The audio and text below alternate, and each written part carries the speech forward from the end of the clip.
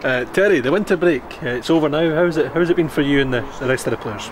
Well, it wasn't much like winter, the first part of the break. It was quite summery, but no, I think it's been enjoyable. I think the players have certainly enjoyed it, and they've come back refreshed and revitalised, and they look really sharp and really hungry. So the next stage is obviously playing, particularly against Aberdeen on Saturday. But they've had a good time. They've seen families and had a good break and things like this. But they come back pretty fit. So we've worked them hard, but they've also now focused on what they have to do. And I think when it comes to you look at Sky Sports News and you look at the league table, it's still lovely to see us in second place. Although we've drawn the last two matches that we've played, it's still we're in a right good position here, and have got a right good platform to move on and move up and enjoy the rest of the season. So the players are well prepared for what comes ahead, and just as they normally do, they're taking it well and preparing one match at a time.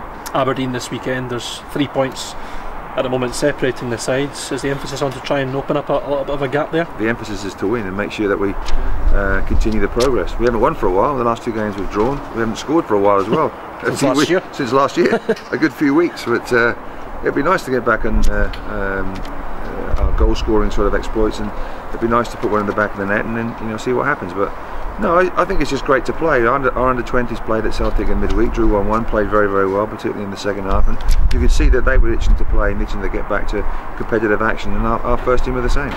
Aberdeen versus Caledonian Thistle this season have been eventful games. 3-2 win for yourself, a 1-1 draw here, 2 red cards. As I say, been very eventful. Well, they always are, aren't they? I mean, they're intense and competitive, and I just think they're cracking matches to play, cracking matches to watch as well, because Aberdeen will bring a good crowd through, and they certainly make a noise, and we want our crowd to make a noise as well, like they have been doing. I mean, our crowd have been absolutely brilliant. The main stand is singing. I've never really experienced that before in 4 years. I think it's just wonderful. There's all kinds of firsts that are happening for us, and we want to make sure that we continue, breaking records and setting standards and doing all kinds of things. And we've enjoyed the first half of the season. We've enjoyed the end of 2012. And we haven't played a game yet in 2013, but we want to get off to a winning start. After the Barnsley talk last week, I think the supporters are keen to show that they're behind you as well. Aberdeen, as you say, bring a good crowd, so it's all set for an interesting afternoon.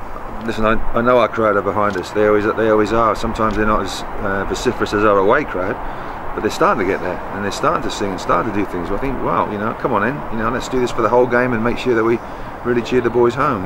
It's they're playing some incredible football. They're great guys. They're honest boys, and they've certainly put a smile on our faces all season. And we want to continue that. So some absolutely unbelievable matches to look forward to. It was a brilliant end to January as well. 2 cup ties and an SPL game sandwiched in between. But this Aberdeen game is the one that's we're really focused on. So we're looking for everybody to get behind the lads and cheer them home. What the injuries news for this weekend, Josh? He was the only doubt last time out. Is he okay? He's fine, yes. And Dushini's fine. Everybody's available. There's only Chris Hogg and Simon King that are unavailable. But the rest are coming on well. And Nick Ross and Shane Sutherland, Phil Roberts. They got a good, I think Nick played 75 minutes, but the others played 90 minutes.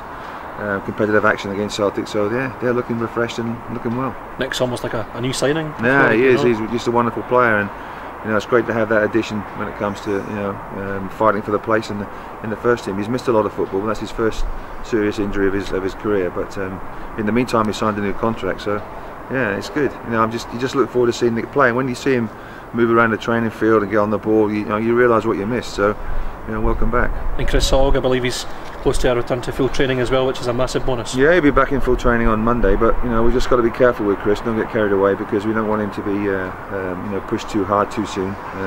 He'll decide in his own time when it's right. But to get back into competitive action is the next big step, and obviously to play under 20 games is the next one as well after that, and then into the squad for the first team match. So we'll see when that happens. But we've got to be careful, and it'll take a bit of time for him to get the sharpness and the timing all back. But it's just wonderful to see him around the training pitch and in with the boys.